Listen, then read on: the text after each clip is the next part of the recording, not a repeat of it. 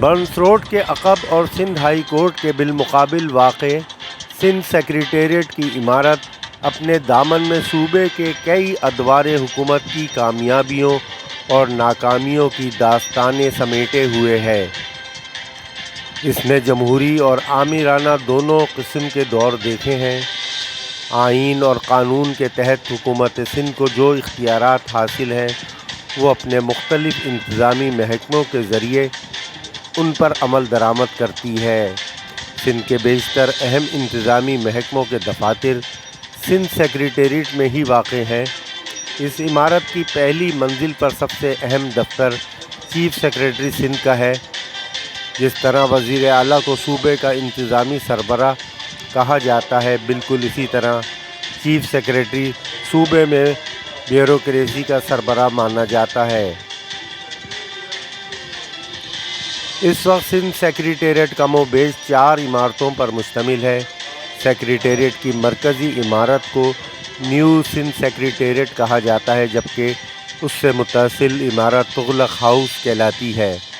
ان دونوں عمارتوں کے سامنے ہی ایک قدیم عمارت اولڈ KDA بلڈنگ موجود ہے، اسے بھی سیکریٹریٹ کا ہی درجہ حاصل ہے۔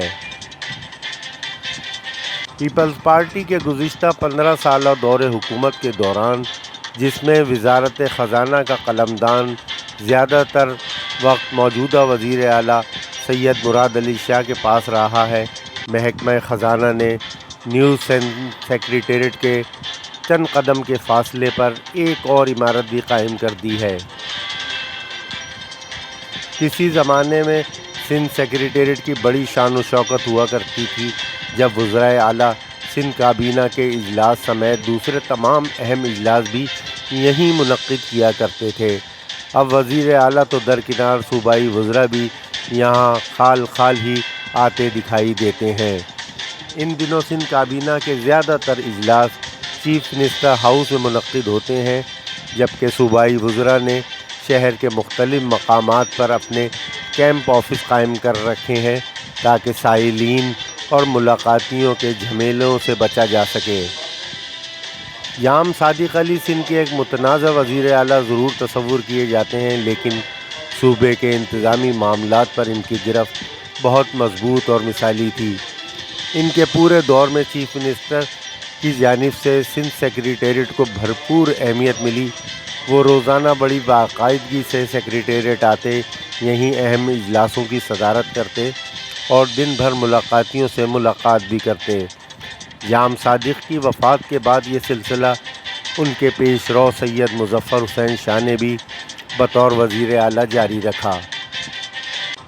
سندھ کی یہ بڑی خوش قسمتی رہی ہے کہ اسے گزشتہ 20-25 سالوں میں چیف سیکریٹریز کی شکل میں بہت سے قابل و باصلاحیت افسران ملے، جن میں جاوید اشرف حسین، KB رند، اسلم سنجرانی، شاہجہاں ایس کریم، ممتاز شاہ، سہیل راجپوت اور موجودہ چیف سیکریٹری سید آصف حیدر شاہ بھی شامل ہیں۔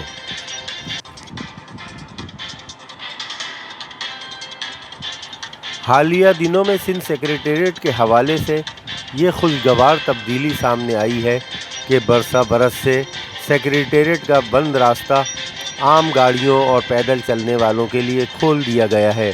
ایسا شاید کسی عدالتی حکم کا نتیجہ ہی ہو سکتا ہے۔ آخر میں ہم ایک بات ضرور عرض کرنا چاہیں گے کہ صرف سیکریٹریٹ کی طرف آمد و رفت کا راستہ کھولنا ہی کافی نہیں ہے، بلکہ سندھ کے حکمرانوں کو عوام کے لیے اپنے دلوں اور ایوانوں کے دروازے کھولنا بھی بہت ضروری ہے۔